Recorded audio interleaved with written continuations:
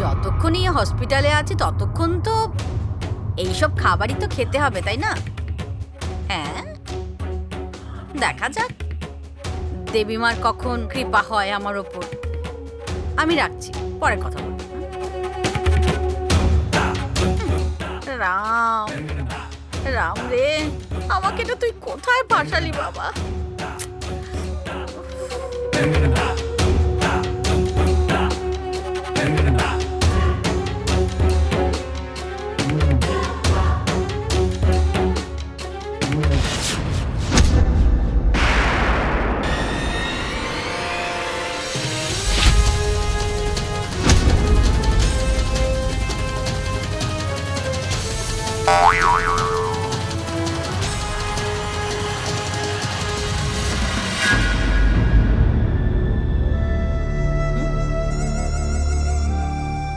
তুমি তুমি কে? তুমি এখানে কি করছো?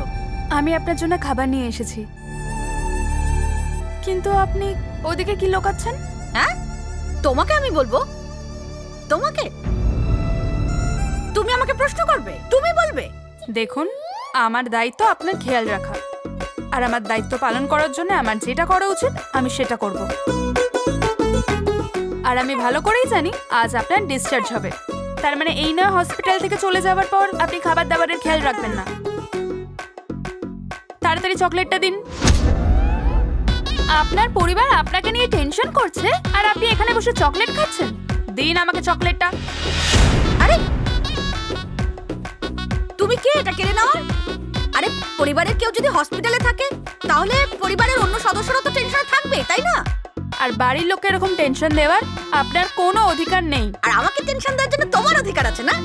তোমারও কোনো অধিকার নেই। দাও দাও আমাকে চকলেট। আরে দিন আমাকে দাও।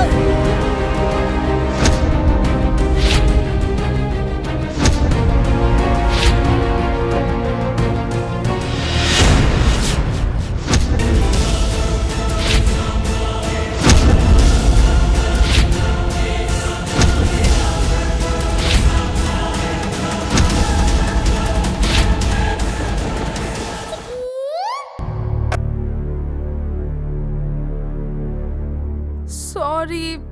অভদ্র মেয়ে।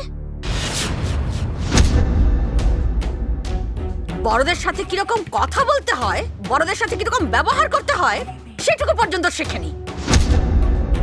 স্টুপিড কোথাকার। আরে হসপিটালের সব স্টাফেরা রুগীদের সেবা করে, রুগীদেরকে সবসময় খুশিতে রাখতে চায় যাতে রুগীরা তাড়াতাড়ি সুস্থ হয়। তুমি যেটা করলে না তাতে কেউ খুশি থাকতে পারবে না, কেউ নয়।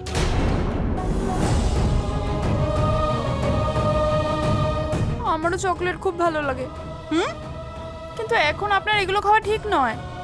আমি শুধু এটাই বলছিলাম।